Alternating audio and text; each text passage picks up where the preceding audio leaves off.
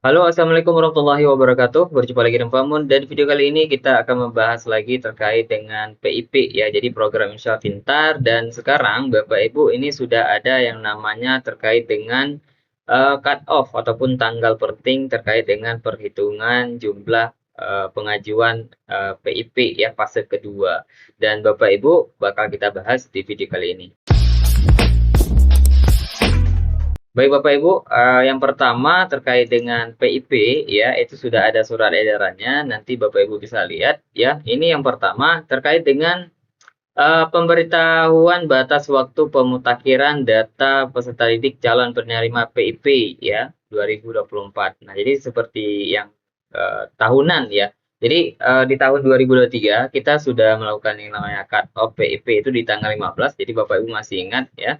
Nah, jadi bunyi suratnya, dengan hormat kami sampaikan peraturan bla bla bla, kemudian ditetapkan oleh Pusat Layanan Pembiayaan Puslapdik diantaranya bersumber dari hasil pemadanan data Dapodik. Jadi data PIP ini diambil dari aplikasi Dapodik, kemudian dipadukan dengan data DTKS, ya, data terpadu Kementerian Sosial, dan data apa namanya pensasaran percepatan penghapusan kemiskinan ekstrim ya.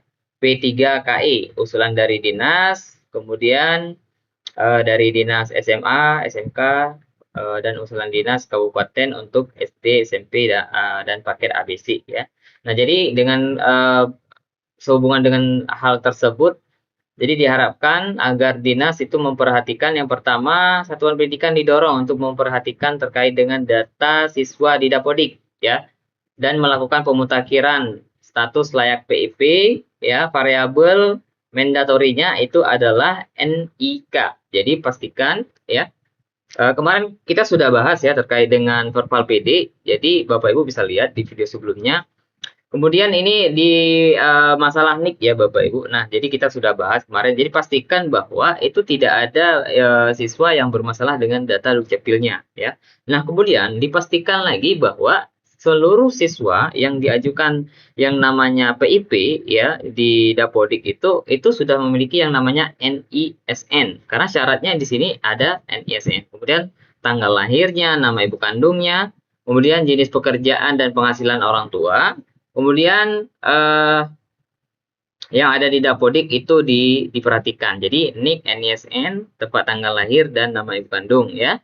Dan kemudian nanti ada pemadanan data peserta didik dengan data DKS. Nah, kemudian data P3KE menggunakan cut off Dapodik ya. Jadi cut off Dapodik kita di 7 dan 8 bulan 7 dan 8 itu di 31 Agustus 2024 ya ataupun 31 Agustus tahun berjalan. Kemudian data sumber pengusulan peserta didik PIP ya tahun anggaran 2024 untuk fase 2 oleh Dinas Pendidikan Provinsi dan Kabupaten menggunakan data cut off 31 Agustus 2024. Nah, jadi data tarikan ataupun pemutakhiran data PIP ya untuk fase kedua ya itu digunakan dari hasil cut off 31 Agustus 2024. Nah, jadi tahun ini ya berbeda dari di tahun kemarin itu 15 Agustus, tahun ini itu 31 Agustus 2024. Makanya Bapak Ibu itu pastikan dulu bahwa di Verpal PD, di Dapodik itu semuanya sudah lengkap ya. Jadi pastikan di Dapodiknya sudah lengkap. Oke. Kita bahas sedikit ya di Dapodiknya ya biar mungkin walaupun teman-teman sudah apa namanya sudah terbiasa dengan pengusulan PP tapi banyak sekali yang tidak memperhatikan ini ya. Nah, jadi kita bahas di Dapodiknya. Oke, kita sudah masuk di Dapodiknya, kita klik di bagian peserta didik, kemudian kita klik peserta didik lagi dan kita akan unduh di sini Bapak Ibu ya. Lebih jelasnya kita akan unduh. Dan sekilas nanti Bapak Ibu bisa lihat di bagian beranda di sini rekap jumlah peserta didik penerima bantuan. Nah, jadi Bapak Ibu bisa lihat di sini yang diusulkan berapa ya. Dan kemudian nanti Bapak Ibu download aja seperti yang biasa saya lakukan itu download aja. Kemudian Bapak Ibu klik di bagian daftar PD dan nanti ada Excel yang terunduh. Nah, ini dia. Kalau sudah kita buka folder Excel-nya. Nah, di sini Bapak Ibu scroll aja ke samping ya. Scroll aja ke samping. nanti Bapak Ibu lihat tabel terkait dengan penerima KIP. Nah, ini dia. Scroll lagi ke samping, nah ini dia. Ya, layak diusulkan dari sekolah atau tidak. Ini dia. Nah, ini semua sudah layak. Kalau Bapak Ibu lihat ya. Jadi kalau Bapak Ibu lihat di sini sudah layak semuanya. Ya, ya. Nah, namun di bagian alasannya Bapak Ibu ya, di bagian alasannya ada kosong-kosong seperti ini nih. Ada kosong-kosong seperti ini. Misalkan nah kita lihat nih Kaila Azhara di webnya PIP ya.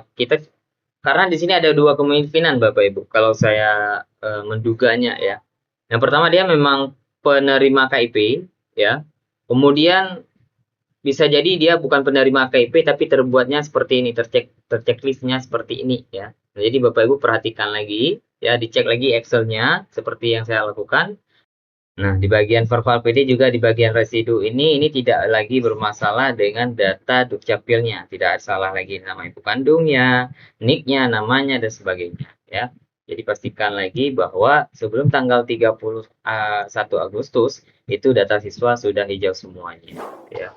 Jadi valid dukcapil juga. Mungkin itu info sekilas terkait dengan PIP ya, tentang pemutakhiran data PIP dan kita akhiri. Assalamualaikum warahmatullahi wabarakatuh.